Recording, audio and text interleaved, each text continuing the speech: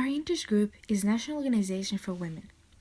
Our purpose is to get people around the United States to change how society thinks about women and how they can prove that women are equal to all other people in all aspects of social, political, and economic life, eliminating discrimination at the same time.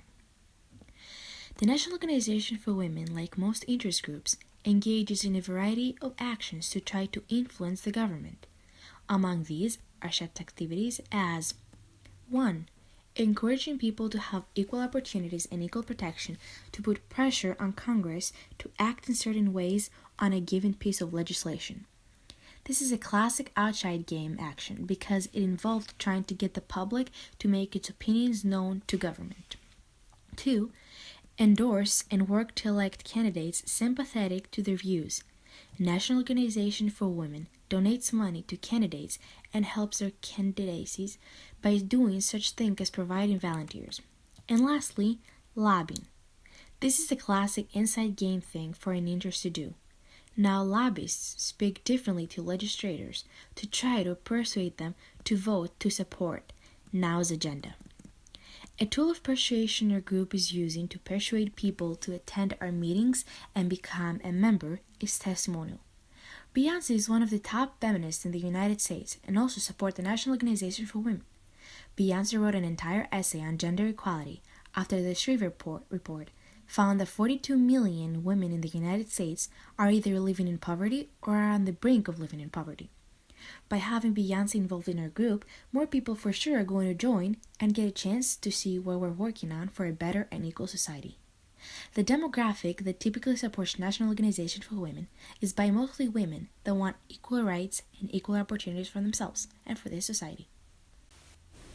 National Organization for Women, together with other interest groups around the United States, we would do anything to get the people understand how important the role of every woman around the world is.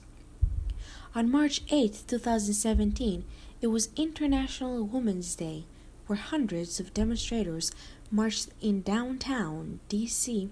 decrying Donald Trump's global gag order on abortion and many other issues, calling for everything from freedom to Donald Trump's removal from office. Protesters marched from Freedom Plaza to Lafayette Square late at noon to fight for their rights, like everyone would do.